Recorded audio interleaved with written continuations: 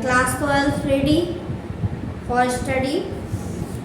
The name of the lesson, the last lesson. Okay.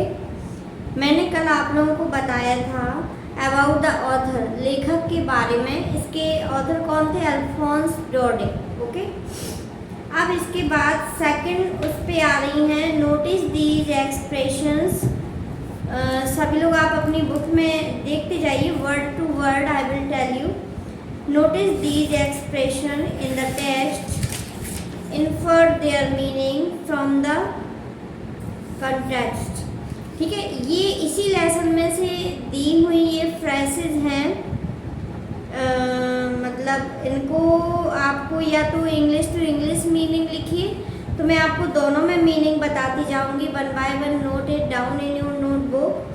And जो video देखेंगे वो भी कॉपी पेन लेके बैठिएगा, तो उसका इंग्लिश मीनिंग भी बताऊंगी and I will tell you English meaning and Hindi meaning both.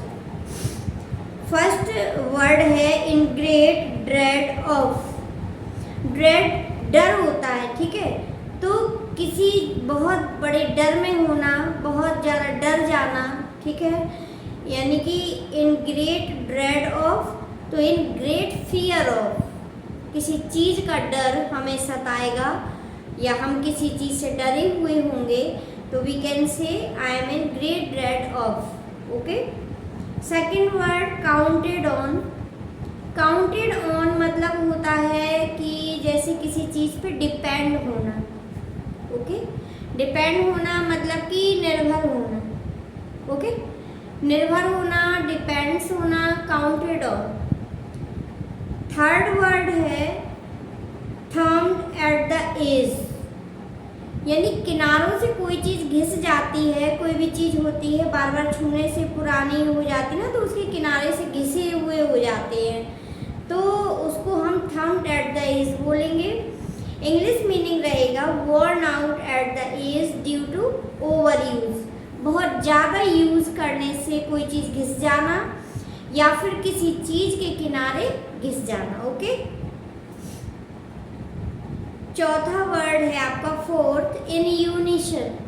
इन यूनिशन मतलब कि एक आवाज़ में, साथ में, जैसे कि छोटे बच्चों की क्लास में होती है, कोई पोयम होती है बार बार बोली जाती है, तो फिर टीचर उनको एक वॉइस में बोलने को बोलते हैं, सब लोग एक साथ बोलो, है ना, तो एक साथ बोलो इन एक वॉइस में, ये नहीं कि कोई बाद में बोला, कोई बाद में बोला, कोई बाद में बोला, तो इन यूनिशन एक वॉइस में बोलो, एक साथ बोलो। ओके। तो इसका इंग्लिश मीनिंग हो जाएगा together and in one voice. Hindi में एक साथ या एक स्वर में बोलो। A great वसल।